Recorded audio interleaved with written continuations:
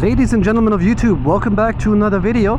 Today you're gonna learn about 5 mistakes that you should avoid doing as a new or advanced motorcycle rider.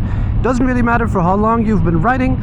I see a lot of people making these mistakes, so I wanted to, teach you some of the stuff that I learned as I got more into riding and as I gained more experience.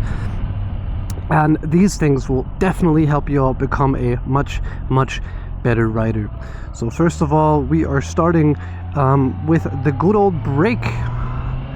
You should not be braking a lot. The brake on a motorcycle is mainly used to avoid accidents, to come to a stop when you haven't been riding with full attention, right?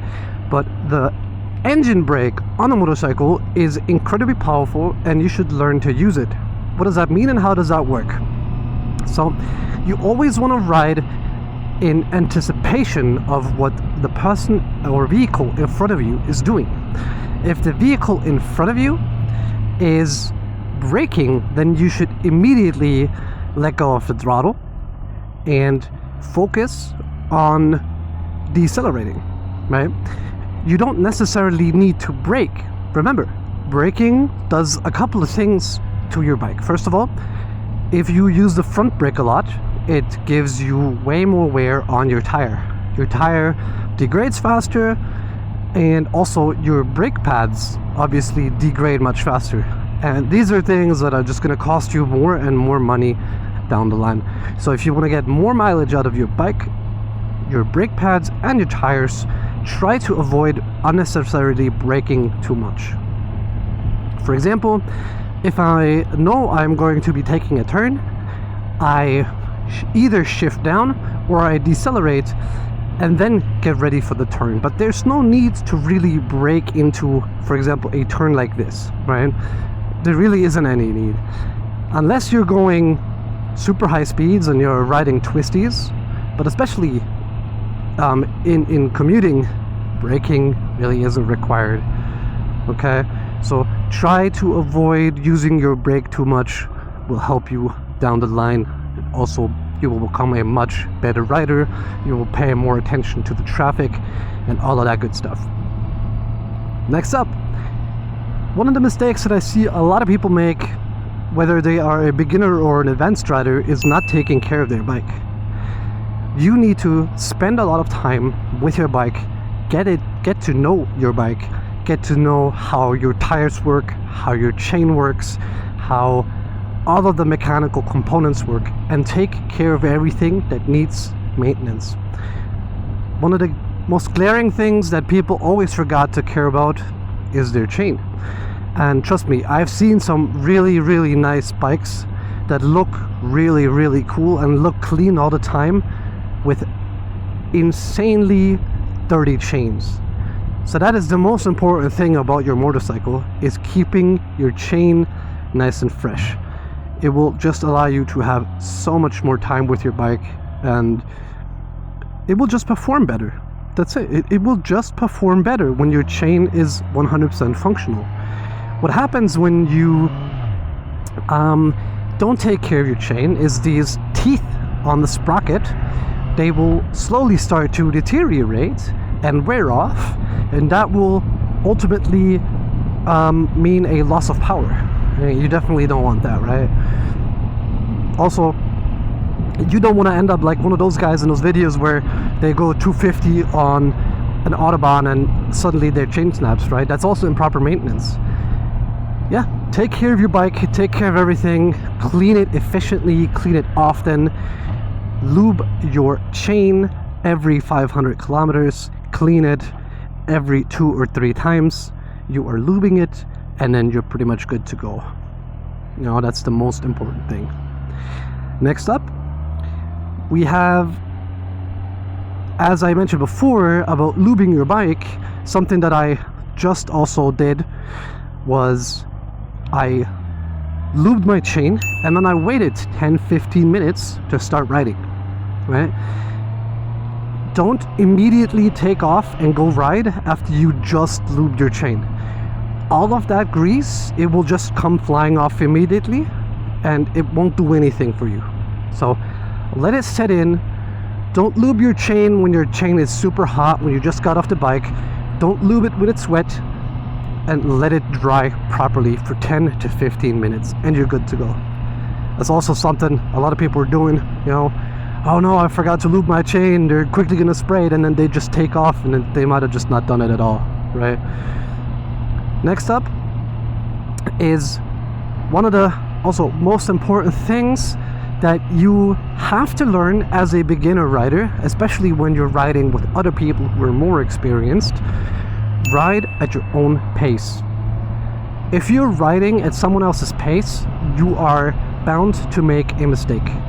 If you are trying to catch up with someone else who is going too fast, who's taking corners tighter and faster than you are, and you're not comfortable with that, you are gonna get peer pressured into making a mistake.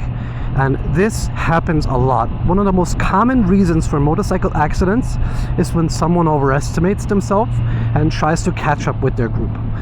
Ride with a group that is responsible, even if they're going fast. If you're having friends that always wait for you, no matter how slow you are, that is a very fantastic group to ride with.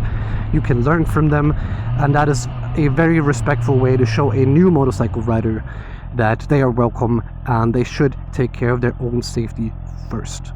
That's the one thing I learned. And when I started riding, I rode with a friend and his group, and they always used to go, you know, much faster than speed limit, even outside of town. You know, they were just generally going way faster than they're supposed to. And I'm not one to judge. I don't really care. I go over the speed limit as well, of course. Everyone does. But they always told me, listen, fall back, take your time, we're gonna wait. And that is something I appreciated so much, because it let me learn at my own pace.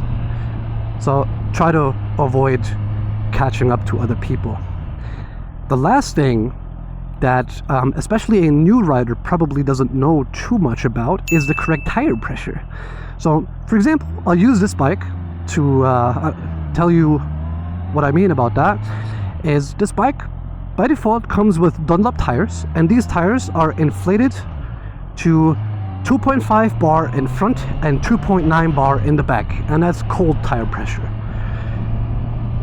2.5 and 2.9 is too high for this tire. That is the tire pressure that you should have when your bike is fully loaded, right? So what does too little tire pressure do versus too high of a tire pressure? If your tire pressure is too high, you will have a smaller or narrower point of contact between the tire and the street, which means you will have uneven use of the tire, and that's, you know, just your tire will wear off unevenly.